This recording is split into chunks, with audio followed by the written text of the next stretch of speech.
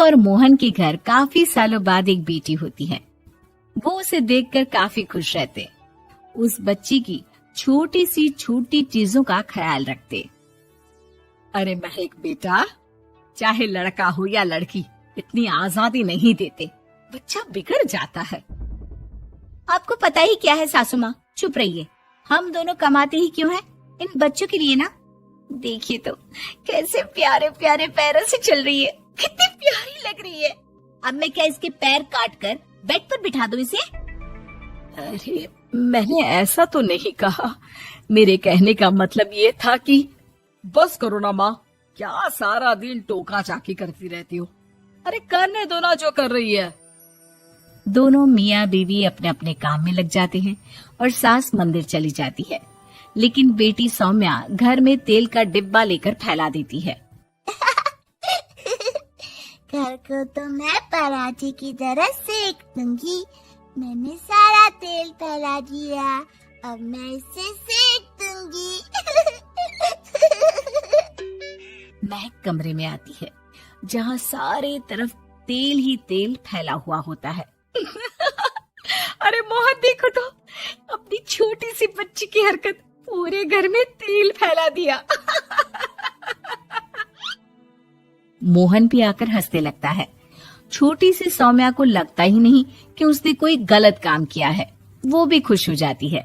अब तो आए दिन वो कोई ना कोई नया नुकसान करती, कभी टूथपेस्ट गिरा देती तो कभी डिटर्जेंट। हालत ये थी कि घर का राशन किसी किसी महीने तो 2 बार भरना पड़ता।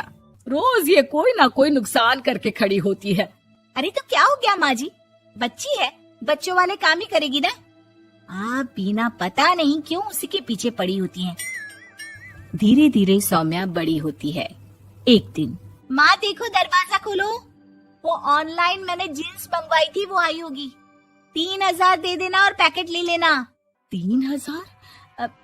ऐसे कैसे जीन्स है बेटा, ये तो बहुत बड़ा अमाउंट है।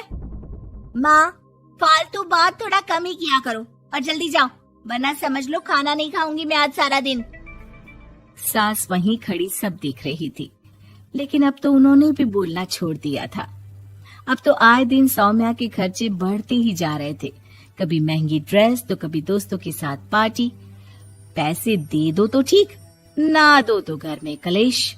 ये सब तुम्हारे ही कारण हुआ है, देख रही हो कैसी हरकतें हो रही है इसकी। रात के 8 बज गए हैं, लेकिन महारानी जी घर पर है ही नहीं।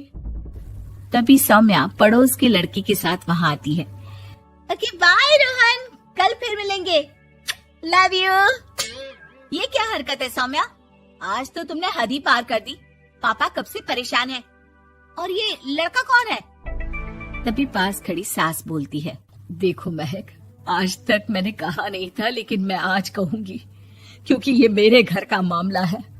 मैं नहीं चाहती कि मेरे बेटे का खानदान खराब हो या फिर कोई हम लोगों के घर के लिए बात करे। जाओ इसे ऊपर कमरे में छोड़ाओ, इससे कल बात करेंगे।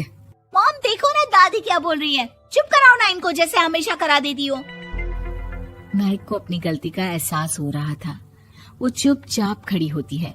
मोहन बेटी को अच्छे से कमरे में सुलाकर माँ के पास आता है। देखो ये लड़का ठीक नहीं है, अब तुम लोग इसकी शादी करवा दो, ससुराल वाले अपने आप देख लेंगे।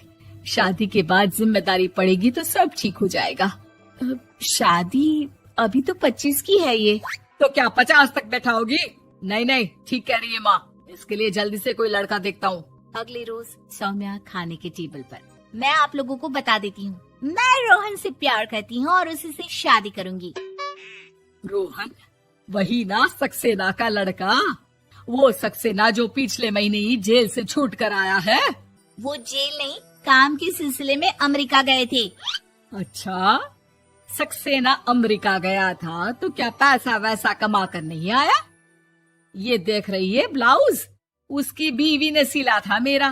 पैसे की कमी का रोना रो रही थी, पति को कोस रही थी कि जुआ खेलते पुलिस ने पकड़ा और लगी लगाई नौकरी भी छूट गई। दादी कुछ भी मत बोलो, दादी को चुप कराओ ना। दादी जो बोल रही है ठीक बोल रही है, तेरे पापा ने तुझे देखने के लिए लड़के वालों को कल बुलाया है, समझी?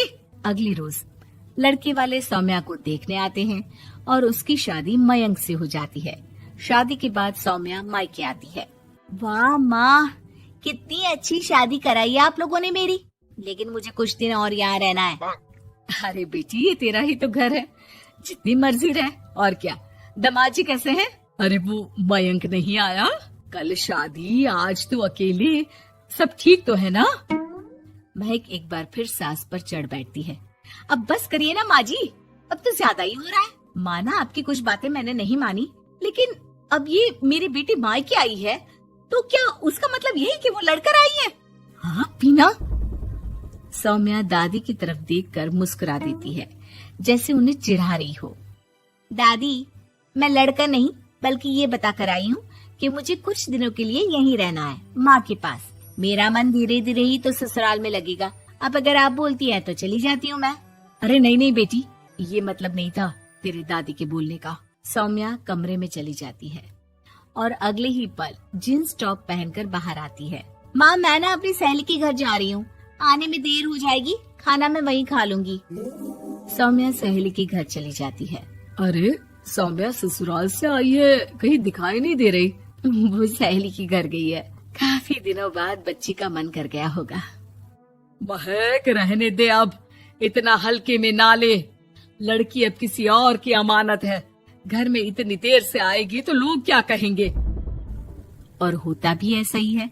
दरवाजे में पुलिस आती है जिसके साथ सौम्या होती है। ये आपकी बेटी है? जी लेकिन क्या हो गया? पापा, मैं और रीना घूम रहे थे तो रोहन वहाँ आ गया। उसने मेरे गहने खींचने की कोशिश की, जब मैंने नहीं दिया तो मुझे धक्का मारकर मेरे गहने ले लिए। पापा, मुझे माफ कर दो, मुझे ना मयंक के पास जाना है, आप उसे फोन कर दो, वो मुझे ले जाएगा। दादी आप ठीक कहती थी, वो अच्छा लड़का नहीं है। कोई बात नहीं बेटा, मयंक का फोन आया था, उसे तेरी याद आ रही थी, लेकिन वो तुझे भी अपनी जिंदगी जीने से नहीं रोकना चाहता था। मैं उसे बोल दूंगी कि वो कल तुझे लेने आ जाए। अगले दिन, चलो सौम्या, मैंने आज रात की फिल्म की टिकट और 5 स्टार होटल में खाने के लिए टेबल बुक कर दी है।